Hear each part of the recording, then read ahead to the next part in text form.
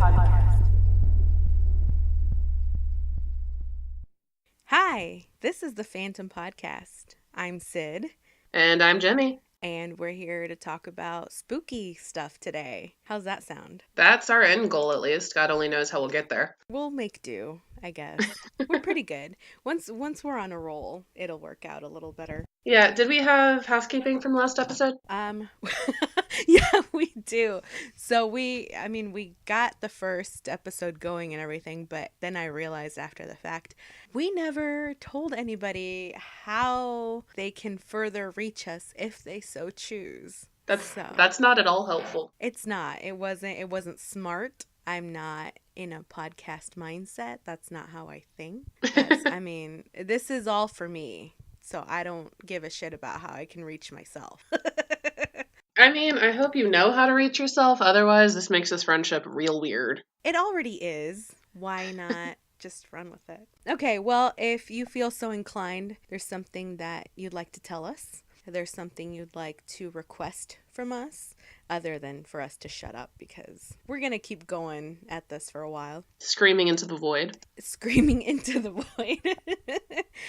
You can always email us at fantompodcast@gmail.com. And that's Fantom, F as in Frank, ANTOM podcast@gmail.com. If you want to see us on Instagram, which at this point we have 0 posts, we're at Fantom Podcast. We're also on Twitter with 0 tweets as of this recording. Same handle at Fantom Podcast. And we're also on Tumblr. No content. fantompodcast.tumblr.com. And yeah, that's what we got. In my defense, I actually started to go onto our Tumblr and ended up reblogging a bunch of things on mine. Which isn't helpful at all. That's okay though. Because you can just reblog from yourself, and that way, give yourself some more reblogs. Yeah, and it's not particularly anonymous.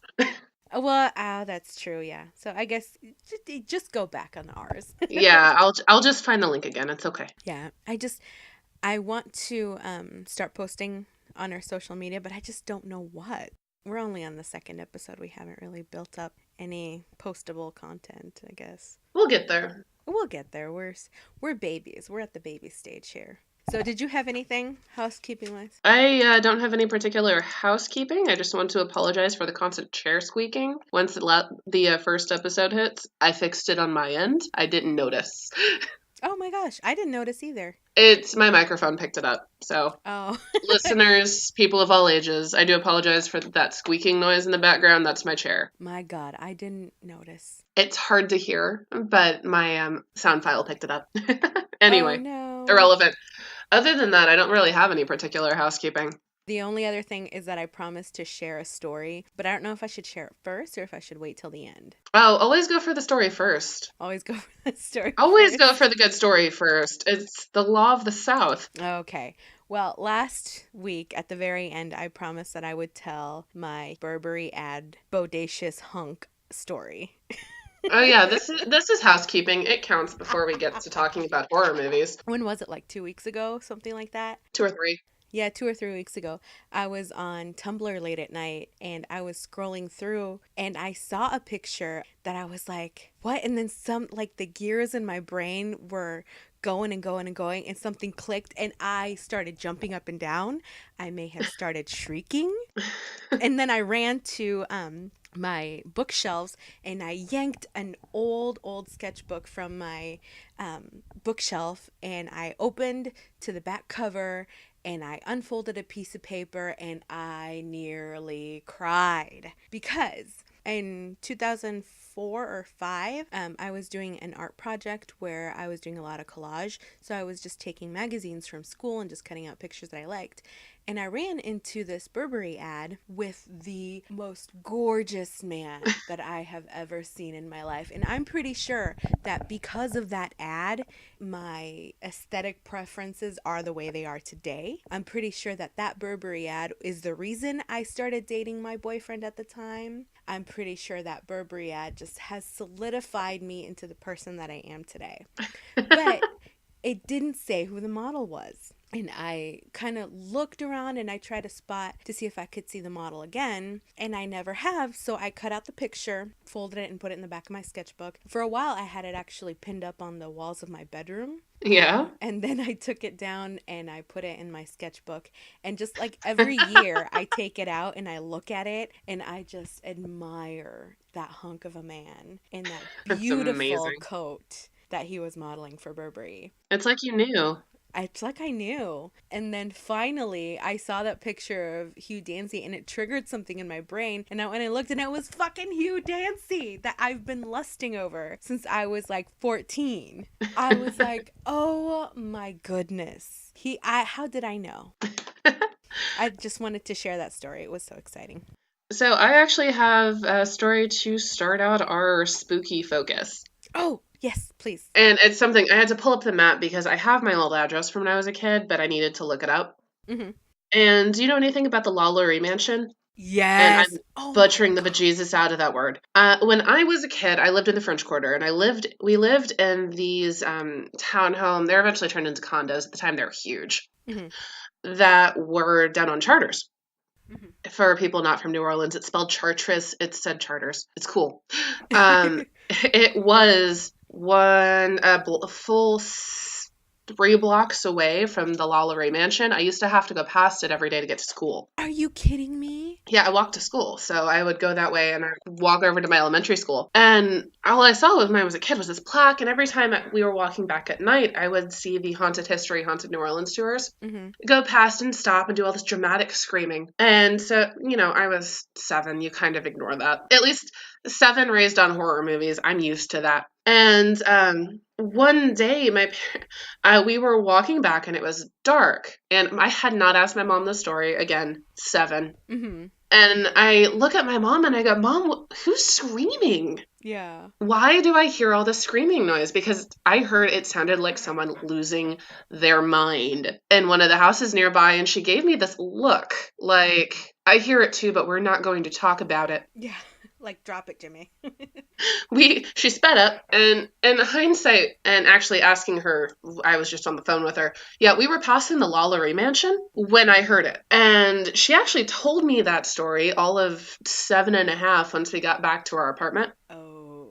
And knowing my parents, they were just the type that would tell me, they would sort of scale down the vocabulary a little bit, but they would just explain it. So that's been in my history, and that sort of set off my conscious obsession with ghost and horror stuff. But that same condo, and I can't confirm it. And this story, listeners, do not yell at me in the comments. I can't confirm this. It's what I know. We lived in a, what was supposedly, according to the owner and several long-term residents nearby, a converted Civil War hospital. Oh, yeah. And there's this one day that I was with my babysitter. My mom was working late. My dad was working late. So we're sitting and she goes to put me to bed. And the way our apartment was set up, my bedroom is actually a loft. I could see over into the living room from my bedroom. Mm-hmm. And so I go upstairs. I'm reading my Animorphs books. I'm like flopped out on my bed. And I hear her shift and I hear the doorknob shaking like someone was desperately trying to get in. Oh, no. And it was locked. My parents were not coming home at that point. They weren't due. I usually sleep when they got home. Yeah. And she goes over, peeks through the peephole, and I've never seen someone run backwards so quickly. Like, oh no. She almost crab walked back to the couch. Oh, no. There's apparently nobody. Oh my God. And it happened for the rest of the night. Oh my God. My dad got home and was going to relieve her, and his version of it is poor Maggie, bless my babysitter, was huddled on the couch with a kitchen knife and a blanket. Oh no! Staring at the door. Oh, Maggie. And so he goes down and he's like, who the fuck is here? What's going on? Yeah. Walks down the hallway, goes down, and I hated going to my neighbor's apartment because it was always ice cold and there was a single light in the ceiling. Like, it was just a bad horror movie in the making. Yeah. And it had this thick plush carpet. He looks down thinking it's the neighbor's kid. She was like 4 and evil. Uh-huh. And he watches the plush carpet in front of him sink down like someone's walking down the hallway. Oh no, oh no, oh no, oh no. And so he says, fuck this.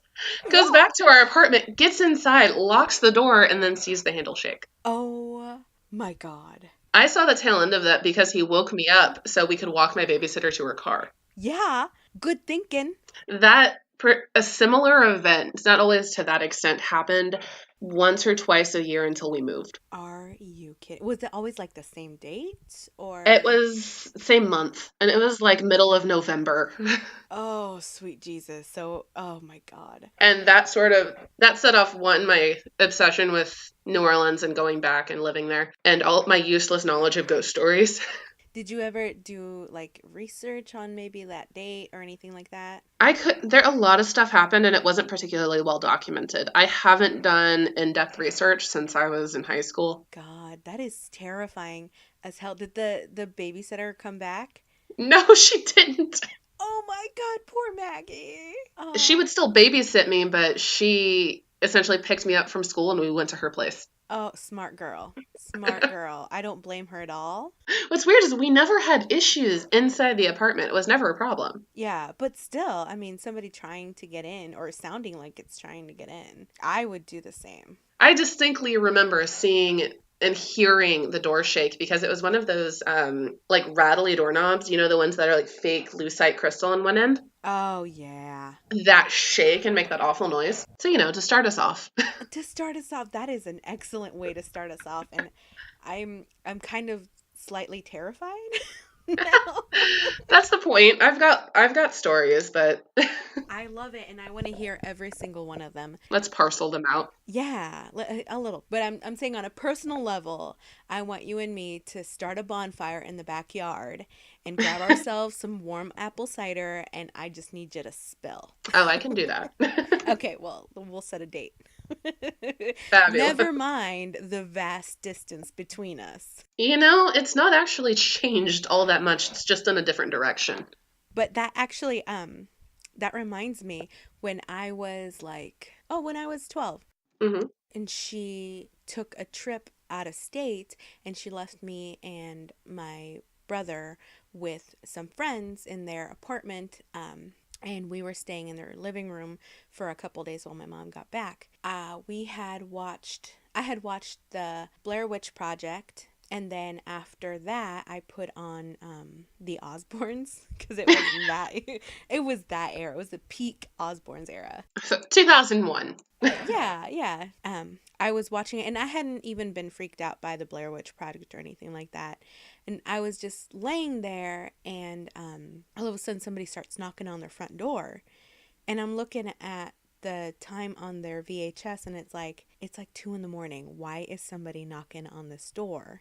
So I'm like, do I ignore it? Do I peek out the peephole? Do I look out the window? What do I do? Because I'm like, they don't live in the greatest neighborhood, and it's an apartment complex that is known to have some shady goings on. But I'm like, but what if it's an emergency, or what if it's legit?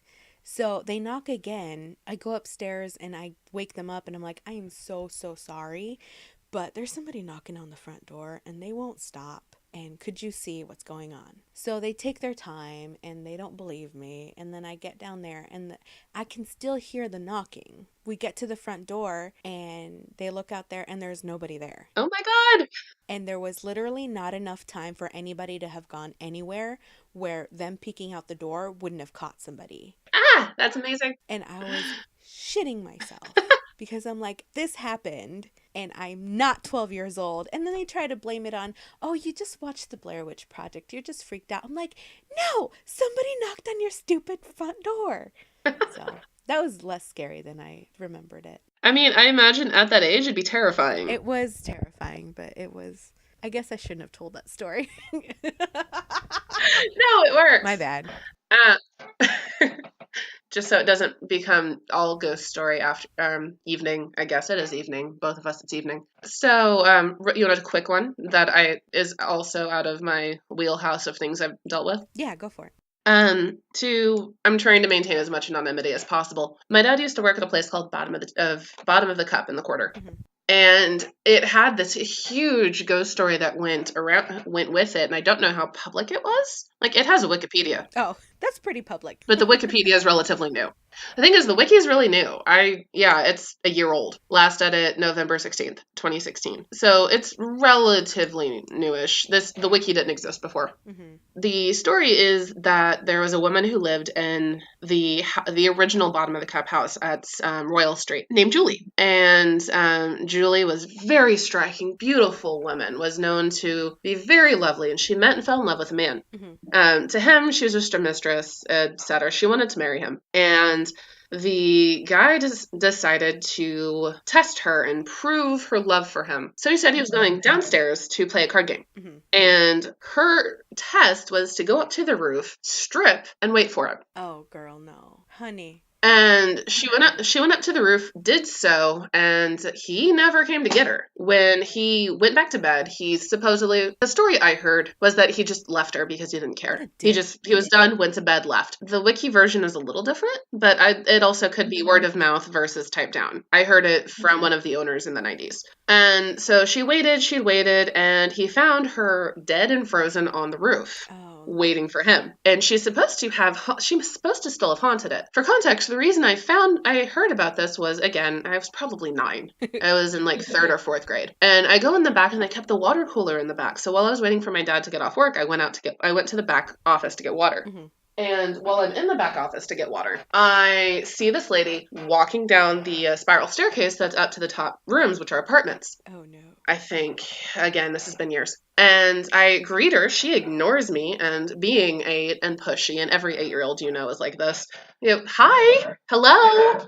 And she just kept ignoring me, walked out into the front room. And so I walked out all like pissed off as much as I could be when I'm not short. And I go to my dad, and he's just finished a reading. So he's like, what's got your dander up? Yeah. And I explained that this lady just came downstairs. I didn't know her. She didn't greet me. She's super rude. And he gives me this look like, no one's upstairs. No. Everyone who lives upstairs is down here. Oh, no. Oh, no. And the thing is, I have no evidence. Again, this could have been, so my dad just didn't know someone was upstairs, but damn, was that lady pretty. That is amazing, and I would be shitting myself. Oh, my goodness. How quickly did you realize that was a potential ghost story? Don't laugh, but it didn't really register till I was about 14. No, I feel it. I mean, it's just immediately at that age, especially, you're just like, this rude bitch. Like, how dare she? And you don't think about it. You just think of like, this weird thing happened to me and it pissed me off. Until I hit a certain age and I asked my dad about it again, it just, a lot of stuff went straight over my head. I just accepted it and moved on. I love that story. I kind of want somebody to illustrate that story. Like, put it in a cute little comic, like web comic, and a close-up of your face going, damn, that lady was pretty. I mean, it could be inspirational. And the thing is, that's all that registered. Until I was older, like, she was just really pretty and kind of rude. Oh, man. Well, let's shift a little bit, and because I want to talk about something that we both discussed before. Ooh. Can we talk about our favorite paranormal phenomenon, that is the black-eyed kids? Oh, God, that gave me nightmares the first time. I loved it. I know. Oh, my gosh. Obviously, I think everybody's introduction to it was from Brian Bethel's story about the 2 kids that approached him outside of a movie theater. And the first time that I read that story, for some reason, I was thinking that that's something that had been out for a couple decades. Yeah. Like the story, but apparently it's very recent, like 2008-ish. Like it actually took place in 1996. Yeah. Which might be what's confusing me, but he only published it in 2008, which sounds about the time when I became aware of it. And I was not ever aware of that phenomenon, really, the way that he presents it. Do you want to do a quick retell for someone who might not know it? I guess I should. I'm sorry. I assume that everybody's like us. This is true. Just know these things, and I assume that if you're listening, you're probably into the spooky stuff. But a summary for people who don't know says, on a spring or summer evening of 1996, Brian Bethel, who was a reputed veteran journalist and columnist at the Reporter News, parked outside of a movie theater in Abilene, Texas, to pay off his bills. And then he becomes aware that there's two boys, young boys, they look like between the ages of like 8 and 12, like prepubescent boys. They come knock at his window, and he looks at them, and they're wearing hoodies. They approach and they say, he kind of rolls down his window just a little bit, and like, not, he was smart. He was a smart man. And they explained that they had come to watch Mortal Kombat, but forgot their money at their mother's house, and then they asked if Brian could give them a ride to their mother's house to get money, and they get back to the theater. And he gets a weird vibe, and he's kind of like, no, thank you. And they're insisting. They're just like, it's not going to take long. We're little kids. We don't have a gun or anything. And he's just like, why would you say something like that? And he is kind of like going to open the door, but he thinks better of it, and he's just kind of going like, no guys, you really don't, no, I'm not the right person to help. And they're just pushing and pushing, and he's just getting really nervous about this. At some point he realizes, number one, the movie has already started way before this incident, so the movie's like halfway over by this time. Why are they hanging around asking for rides? And then he realizes that their eyes are completely black. And when they notice that he notices, they start getting really insistent, banging on the window and basically let us in. And he just says, fuck this, and peels out of there. Yeah, no thank you. No thank you. No fucking thank you. And the first time I read it, I locked my windows, and I pulled down the blinds, and I closed my curtains, and I double checked everything was locked in the house. And I was still a teenager when I read this, but I already was weary of any preteens hanging around anywhere late at night, and this just solidified it for me. Yeah, I found it, I got really into creepypasta for a specific period of time in my college career. Mm-hmm. Like, really into it. As in, I don't need to sleep. Let's read some weird, scary stories for a while. I feel this. On like a spiritual level. Oh, yeah. And so it didn't occur to me. So I read that one, and then there's another one floating around that is kids trying to get into a woman's house on like Halloween or something. Yeah, isn't that the one that they knocked on her front door and they're like, please help us? Yes, it is. Yeah, that one. There's not many, or at least back when I was first trying to research Black Eyed Kids, it seemed like it was just Brian's account, and nobody has really come forward with any stories other than that lady. There was another big one too, but I can't remember what it was. Yeah, I mostly just remember those two because hers actually bothered me more for some reason. Yeah. I think part of it for me is just because I've answered the door to situations like that. It seemed realistic because I've had similar things happen where people knock at the door and ask for directions, like, and now I have to worry about them being evil. Awesome. Right. Oh my gosh. Well, see, and that thing just plays with my general anxiety because I'm one of those people that if you don't tell me that you're coming and if you don't get my permission to come to my house, I will never open the door for you. Never in my life. I will shut off all the lights. I'll pretend I'm not home. And if you insist, I will call the police. So, it just kind of really freaked me out that, oh, it couldn't just possibly be a criminal. It could also be demon children. Not regular demons. Demon children. Two of my least favorite things. Now it's just extra disturbing. Yeah, I would say one of my top 3 favorite phenomenons. And at one point I thought of writing like short little stories like centered around Black Eyed Kids, but then I realized the plots wouldn't make sense, so I quietly tossed them aside. And that's always the problem with things like that. I would start with Black Eyed Kids and end up in this weird hole of creepypasta stories where it's all men in black and you can't trust children's television shows. Yes. You spend the rest of the night drinking a Diet Coke staring at the wall. Nothing is real. Oh, I know. Or in my case, huddled under my covers with the TV on and a lamp on in the corner of the room. But then you think like, oh, maybe I should turn it off so the monsters can't see me. Quietly looking at the door at my doormate going, going, "Are you real?" Right. Just quiet tears streaming down your face. Oh, God bless Jen and putting up with me for an entire year. I don't know how she did it. So, if anyone's wondering, this episode has kind of become a trip down spooky memory lane, and I'm totally on board with this. This is fun. Me too. I mean, we did promise more spooky last time, and spooky things are nice. It is true. So, since I've mentioned creepypasta like 3 times, I'm going to give you my favorite, and that's Candle Cove. Yes! I'm sorry for everybody's ears right now, but yes! Oh, Candle Cove. Go for it. Candle Cove is one for me distressing just because when I came across it, I thought it was just a story. I thought I was on someone's like garbage. Geocities was dead by then, but the late 2000s version of Geocities. And I thought I was just trolling across someone's website, and I found a bunch of spooky short stories. And it ends up being these people emailing each other, going back and forth, and trying to remember a local kids show called Candle Cove. Mm-hmm. And the emails gradually go downhill, and they start talking about how the bow of the ship had a wooden smiling face with a lower jaw, and someone chanting, "You have to go inside," as they're going through, and it gets progressively more disturbing. And I pulled it up just so I could remind myself of the unending horror. Oh, no.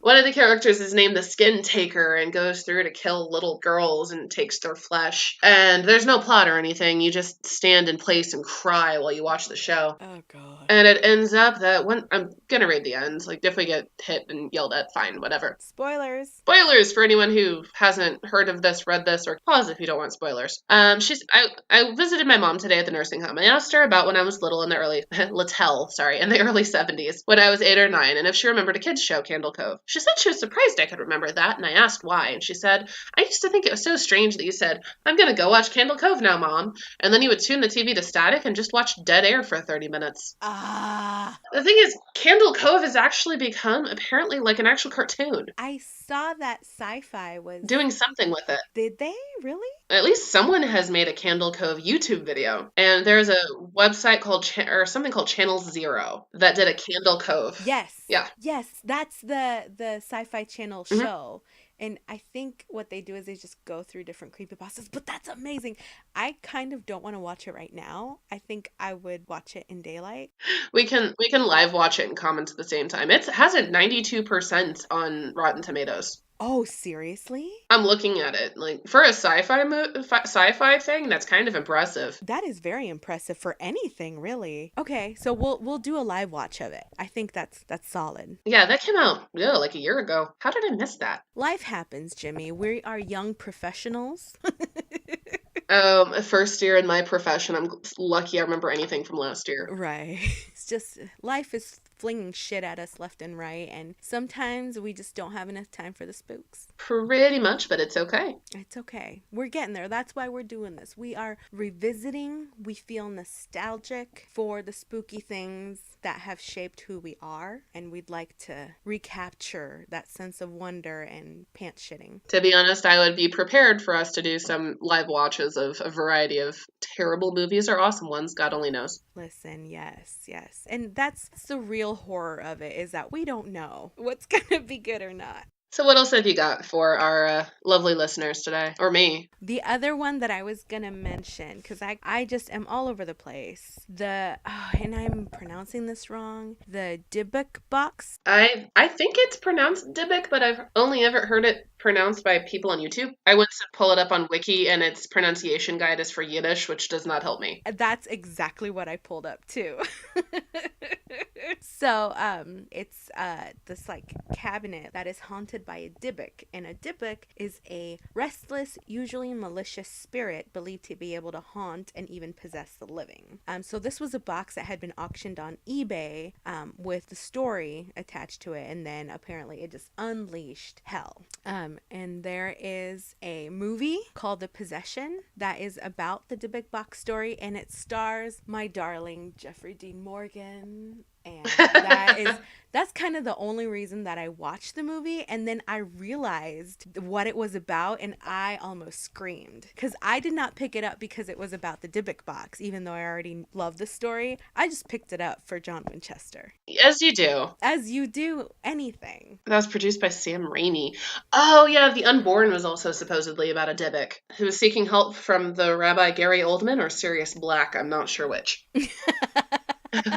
I just like the idea that you can buy something on eBay and then end up being possessed. You know, oh God, there's also an eBay legend about a haunted painting too. Yes, is it the crying boy, the one that you're thinking of? Or no, that the hands contain him or the hands resist him. The hands resist him. I'm also thinking the crying boy. These stories were all floating around the internet around the time I was getting into creepypasta and eBay, coincidentally. And what's creepy about the hands resist him is just a creepy painting as it is. But Mm-hmm. and I read that one first, and I wasn't aware until much later that the crying boy was also reported to be a haunted painting.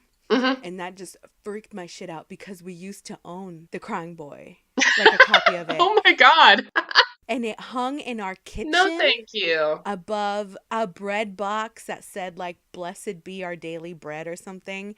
And those two things had been gifted to us by a pastor at a church that we used to go to when I was like 8 or 9. That's amazing. We've since gotten rid of both, and I think our lives are better for it, at least a little bit. That's amazing. You've survived it. I survived so far. We don't know yet. Maybe we're just, we're in part 1 and we'll see about part 2. Episode 3 is just a eulogy about the painting. Listen, I've already written half of it.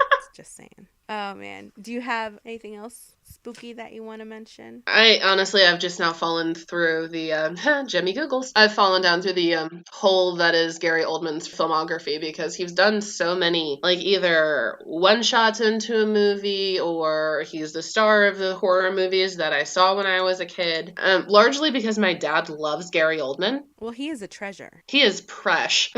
He's presh AF. But I just went to Bram Stoker's Dracula, and let me throw this out there. I remember this being in 1992, and I had to go get a babysitter because of this one, and don't watch it. It features Keanu Reeves in the early 90s, which I love Keanu now, but Keanu Reeves in the early 90s was sometimes a question mark, and Winona Ryder is Mina Harker. The star of the show is clearly Gary Oldman as Count Dracula. Of course. He is iconic as Dracula.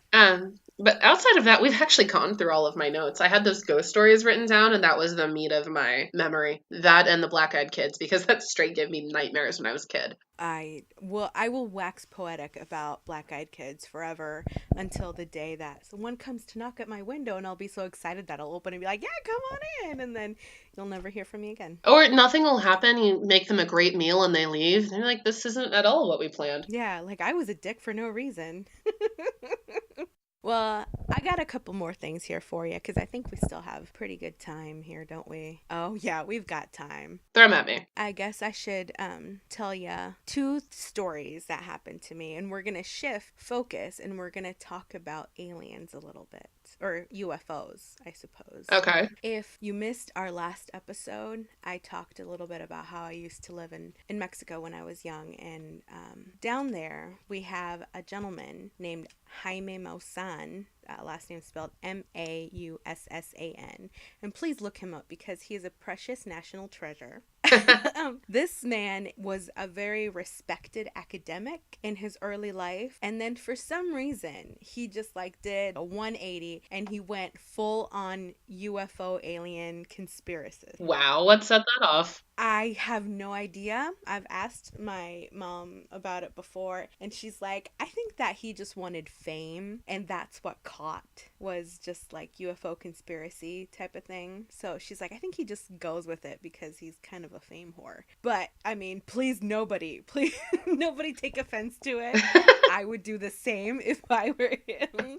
So I used to watch a lot of his specials because anytime there's anything even remotely alien or UFO related, he's on it. So I used to watch a lot of that, and so I was very aware of what UFOs and aliens were from very little. And I don't know why I am spending so much time explaining him. Yeah. Other than maybe my own skepticism about my own experience is related to this guy. But when I was 6 or so, I went on our field trip with my school up some mountains in Mexico, and we all took a bus and we were having the time of our lives. I don't even remember what the trip was about. It was some kind of educational thing, but I don't remember doing anything educational that day. And but we were up there and it was kind of like a foggy, rainy day, and I remember at one point I was just sitting on some rocks at the top of this mountain just looking around like, I want to go home, I want to have lunch, there's a ham sandwich in the bus with my name on it that I want to eat.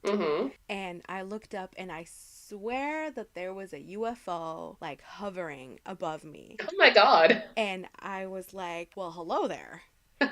I don't remember anything else about that. And then we went home, and there was another instance from my bedroom that it looked over the volcano Popocatépetl. I was looking out the window and just admiring it, and there was another fucking UFO that whizzed on by, and it came back a little bit and hovered, and then it went off again. And I remember looking at it and being so terrified that all I could think to do was duck under the window. I just sat there terrified, like, did it see me? That is What? Why did it zoom? And it was such a useless defense on my part. I'm like, I'm pretty sure it's such a little kid response. yeah, it was such a little kid response. Those are the two early life experiences that I have. And I feel like I have to cast a lot of doubt on myself for those because of my kind of exposure to this ufologist guy and just how sensationalized it is. And it's back then when I lived in Mexico, there was this whole like UFO enthusiastic subculture thing going on where everything is aliens, everything is UFOs, you know,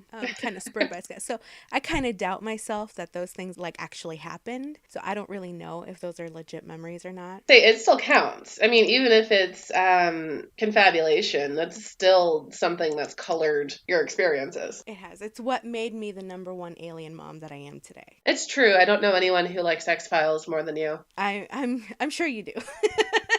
But so then skip to present day about 8 years or so, because I had already told this story when we met in the same group where we met, and you probably remember this. But one time it was like 2 a.m, and I was driving back with my mom from one small town to another, middle cornfields. As you do. As you do. And it was, now that I'm thinking on it, it was so stereotypical. This is so cheesy, but it happened, and it happened so hard. I cannot express to you how hard this happened. But we were driving back. It was like 2 a.m. We were both kind of tired. I was actually wearing contacts that day, which will be relevant in a minute. And my mom was wearing glasses. We're driving and we're just kind of talking, kind of half listening to the radio.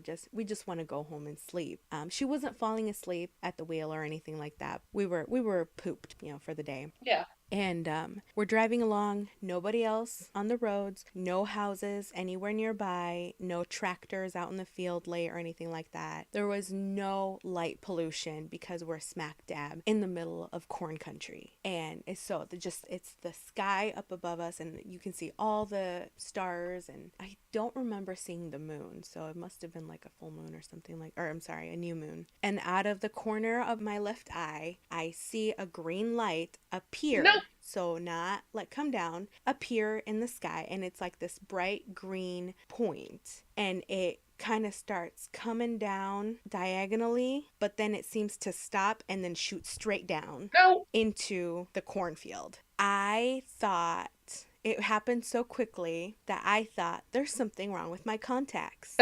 What the hell? But then I look over at my mom, her eyes are wide open. And she doesn't look terrified, but she looks incredibly shocked. Yeah. And I look at her and I go, did you? And she goes, say what it was first before I tell you what I saw. And I go, okay, but you saw something. And she goes, yeah. And I said, I saw a green light. And just her eyes get even wider. And I go, and it went diagonal for a little bit. And then it shot straight down. And then it was kind of like a green glow. No. And she goes, yup. She goes, I thought it was just me. I thought I fell asleep at the wheel. I'm glad that you saw it too. And I said, shit.